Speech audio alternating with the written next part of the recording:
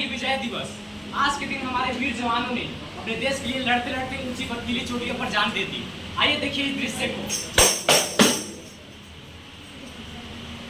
नहीं पा रहा यार।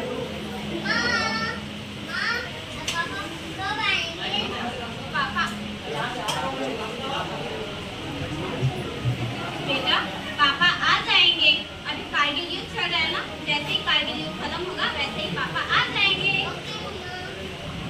भाभी भाभी भाभी भैया कब आएंगे? पिछली रात में भी भैया नहीं आए थे, पर हमको 2 रात के बाद मिले। भैया आ जाएंगे, अभी कारगिल युद्ध चल रहा है, जैसे ही कारगिल युद्ध खत्म होगा वैसे ही भैया आ जाएंगे।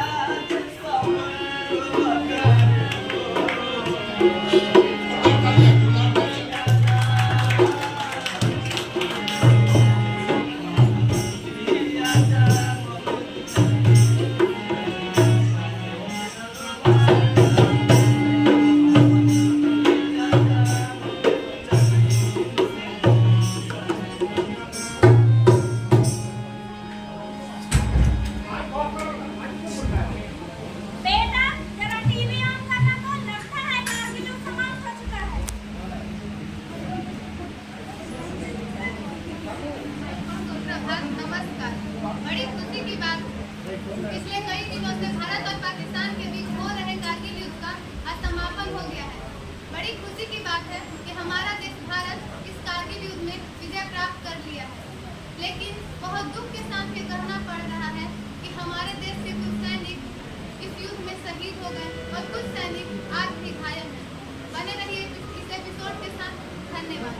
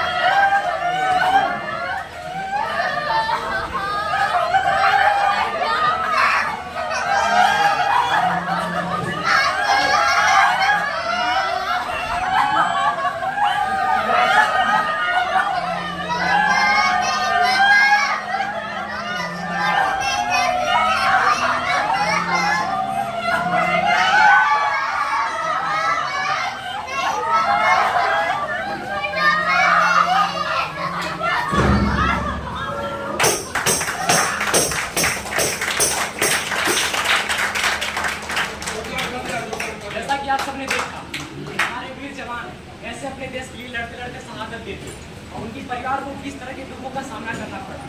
लेकिन आज एक सवाल है, वो सवाल क्या हम उनके बलिदान के लायक भी हैं? चलिए आईना दिखाते हैं समाज को। देशभक्ति के नाम पर केवल एक झंडा लहराते हैं, अंदर कितना खोखला हो गया है देश, कितनी गहरी है ये सारी बुराइयां। आइए देखते हैं। मैं हूँ सैनिक। हाँ, मैं वही सैनिक जिसने कारगिल युद्ध में बर्फीली वादियों में लड़ते लड़ते अपनी जान दे दी।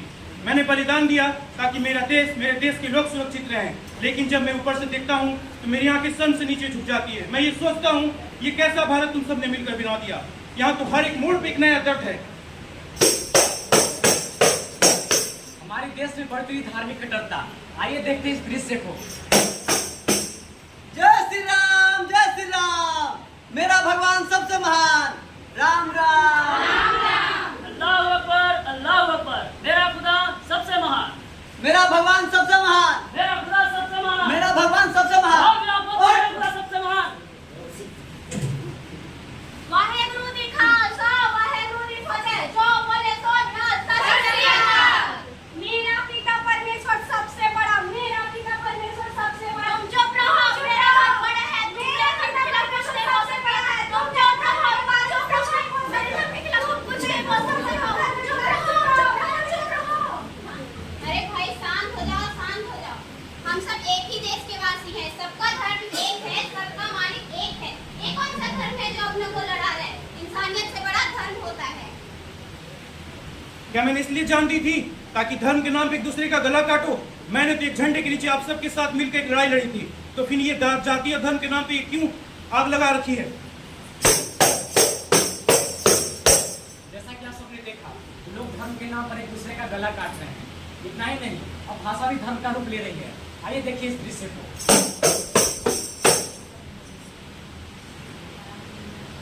देश हमारा सबसे न्यारा प्यारा हिंदुस्तान, झरने गाते गीत मनोहर सुंदर मीठी तान। देश हमारा सबसे न्यारा प्यारा हिंदुस्तान, झरने गाते गीत मनोहर सुंदर मीठी तान। ये बताओ, तू इधर काय करता है रे? मैं भारत का निवासी हूँ। इस देश के मेरा राज्य भले ही अलग है, लेकिन इस देश में कई सारी भाषाएं हैं, इसलिए मुझे सारी भाषाओं को बोलने का अधिकार है। इथे राहायचं नावेस ना तर माझी भाषा सीख, नाही तर इथं बाहेर पडा। मैं सारी भाषाओं को बोलूंगा, पढ़ूंगा, सारी भाषाओं को पढ़ूंगा। एक राष्ट्र, एक भाषा, एक मजहब। मैंने तो ये नहीं सिखाया था। मैंने तो सिखाया था विविधता में भी एकता। लेकिन यहाँ तो धर्म के नाम पे एक दूसरे से मतभेद किया जा रहा है। कोई धर्म के नाम पे, कोई भाषा के नाम पे, कोई जाति के नाम पे, पता नहीं क्या क्या नाम पर लड़ेंगे लोग। जब भाषा को हम गौरव बनाकर पूछते हैं तो वह अच्छा लगता है, लेकिन वही भाषा जब घमंड बन जाती है तो हमें बांटने का काम करती है। आइए देखते हैं महिला सुरक्षा का यह दृश्य। ओहो, कहाँ चली? मैं कहीं भी जाऊँ, आपको क्या मतलब? अरे नाम तो बताती जा। आपको मेरे नाम से क्या मतलब है? अरे बता तो दो, ज्यादा कुछ बढ़िया पूछ रहे हैं। आप मेरे ऐसे रास्ता क्यों देख रहे हैं? देख रहे, बात करना चाहते हैं। आप एक लड़की को रास्ता दिखाते हैं, तो आप उस जगह लड़की को छेड़ रहे हैं। ये गलत रास्ता तो है। दिख ही रहा, नाम तो बताते जा। कहाँ जा रही है?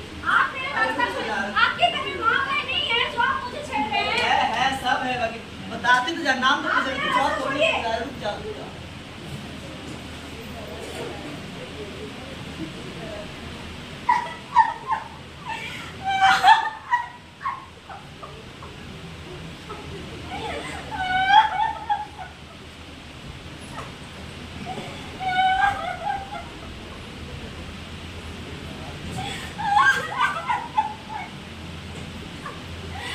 मैं चुप रही, समाज में कहा इज्जत चली जाएगी। मैं डर गई, कहीं घर वाले ना भी ठुकराना दे। थाने गई, पुलिस बोली क्या सबूत है? क्या मेरा ये दर्द सबूत नहीं है? क्या मेरा ये दर्द सबूत नहीं है? तुम मेरी देश की बेटी हो, तुम पे कोई हाथ उठाए ये मैं सह नहीं सकता। लेकिन मैं देखता हूँ यहाँ तो इंसानियत के साथ साथ इंसाफ भी बिकती है। जैसा कि आप सबने देखा कि हमारे देश की महिलाएं आज भी असुरक्षित है। हम आज़ाद तो हो गए हैं, लेकिन महिलाओं की स्वतंत्रता आज भी कहीं कैद है। इतना ही नहीं, हमारे देश में एक और भी मुद्दा है, वह मुद्दा है भ्रष्टाचार का। आइए देखते हैं नेताजी की इस वर्चस्व को। नेताजी जिंदाबाद, जिंदाबाद, जिंदाबाद। नेताजी जिंदाबाद, जिंदाबाद, जिंदाबाद। देश का नेता कैसा हो? मुन्ना भाई जैसा हो। देश का नेता कैसा हो? मुन्ना भाई जैसा हो। सबको मेरा नमस्कार।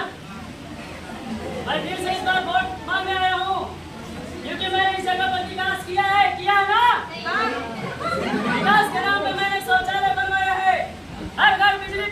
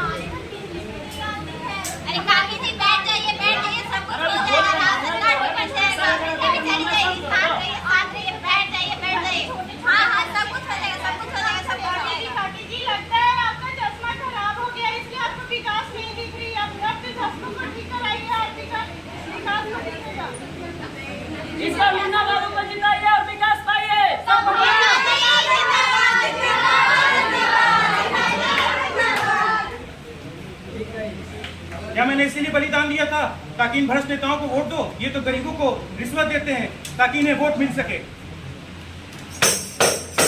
जैसा कि आप सबने देखा कि नेता लोग चुनाव के टाइम पर बड़े बड़े वादे तो कर लेते हैं, लेकिन जब निभाने की बात आई तो कुछ नहीं दिखता। केवल उनकी दिखती है तो जुमलेबाजी।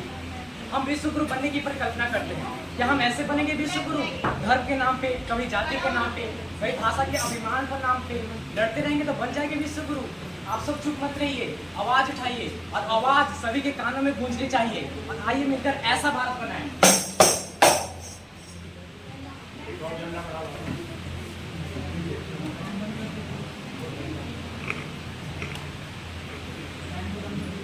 मैं हूँ एक छोटा भारत। मैं एक ऐसा भारत बनाऊंगा जहाँ धर्म, भाषा, जाति से ऊपर होगी इंसानियत, जहाँ महिलाओं को डर कर नहीं, सम्मान से जीने का हक होगा, जहाँ नेता सेवा करेगा, स्वार्थ नहीं।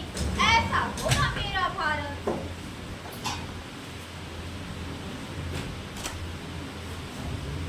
ये है मेरा उज्जवल भारत।